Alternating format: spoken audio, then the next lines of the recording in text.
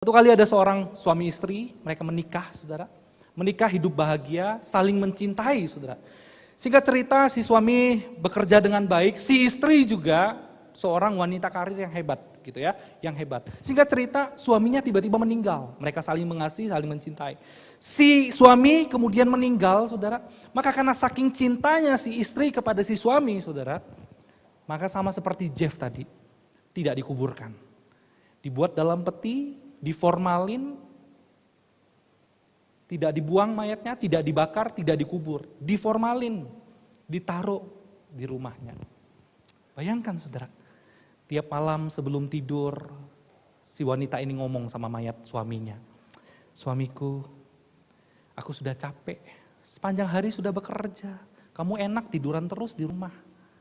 Kamu enak, gak ngapa-ngapain, aku capek loh, dimarahin sama bos, tuntutan pekerjaan begitu banyak, kamu enak di rumah tidur aja mulu, mimpi aja mulu," begitu ya. Sering ngomong sama suaminya, kalau mau makan, "Suamiku, kamu lapar enggak? Ayo makan sama-sama. Aku masak Indomie pakai telur 2, enak pol," begitu ya. Enak banget. Mau? Coba. Nanti mau pergi kerja dia ngomong lagi sama suaminya. Terus begitu, sampai singkat cerita saudara. Suatu hari, dia dapat bonus. Perempuan ini dapat bonus dari perusahaannya. Bonus apa? Bonus voucher buat keliling Eropa. Wow, keliling Eropa berapa lama? 3 bulan saudara. Wah dia senang sekali, tapi sayangnya voucher cuma 1. Dia sampai ke rumah, dia ngomong sama mayat suaminya, "Suamiku, aku senang banget loh. Aku hari ini dapat voucher keliling Eropa. Wah ini impian dalam hidupku. Aku pengen banget jalan ke Eropa dan hari ini aku mendapatkannya. Aku pengen ajak kamu sih, tapi sayang voucher cuma 1. Kamu di rumah aja ya, jaga rumah, oke? Jangan sampai ada pencuri masuk, oke? Jaga rumah." Singkat cerita saudara, si istri pergi keliling Eropa. Saudara, waktu dia keliling Eropa, dia menjelajahi kehidupannya yang baru saudara. Dia pergi jalan-jalan, dia asik, sampai akhirnya saudara, dia sudah lupa dengan suaminya yang lama, mayat suaminya. Dia sudah lupa saudara. Dia mulai menikmati kehidupannya yang baru. Dia mulai berjalan, menikmati segala hal. Sampai akhirnya dia ketemu dengan seorang pria. Laki-laki yang lebih ganteng dari suaminya, lebih kaya, lebih pinter, cakep pokoknya. Akhirnya dia jatuh cinta. Wah mereka pacaran di Eropa saudara. Saudara, waktu mereka pacaran, lupalah si wanita ini dengan suaminya yang dikunci di rumah. Lupa dia saudara. Setelah akhirnya karena mereka saling mencintai, kemudian mereka memutuskan untuk menikah.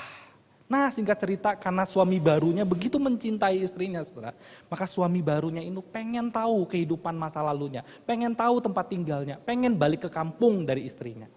Singkat cerita saudara, mereka naik pesawat dari Eropa kembali ke kampung halaman sang istri tadi.